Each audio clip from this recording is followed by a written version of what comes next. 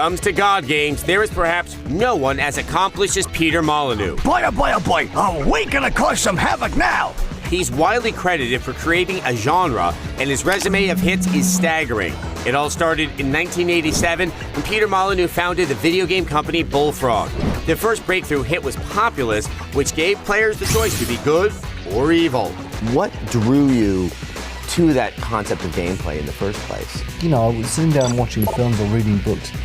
Yeah, the good guy is always so damn good. You know, and that, I think, is a fascinating mechanic, allowing you to have a choice. With the release of Fable 2, he's taking his favorite gameplay concept to the next level, but the underlying idea is the same, choosing between positive and negative paths. Jump, jump, jump!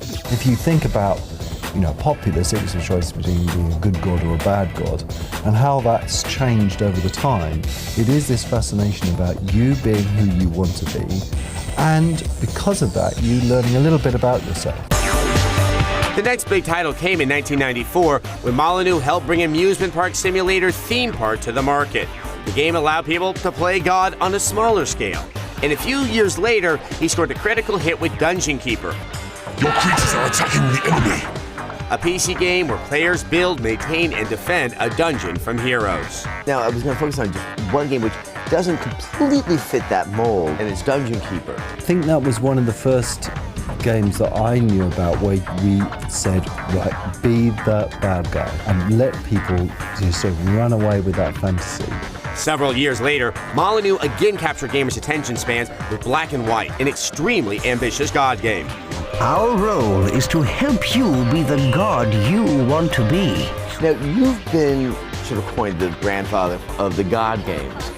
But even when I'm looking at something as Black and White, do you really sort of see the player really taking on the role of a god? That is the real fascinating thing. If you really were a superhero, what sort of superhero would you be? Those moral issues came to bear in 2004's Fable, which provided players with the opportunity to become a hero or a villain. After Fable, Molyneux ventured into Hollywood with the director's simulator the movies. Action! But he couldn't stay away from moral complexity for long. In 2006, he announced Fable 2. Fans will be excited to know that Fable 2 is the culmination of all his experience designing video games. We've done loads of genres, really. I mean, you know, everything from simulations to RTSs to action-adventure games, and, you know, Fable is definitely a collection of those. Her name is Morgan Webb, and for 4 straight days, she's invading the Tokyo Game Show. Starts October 13th on G4.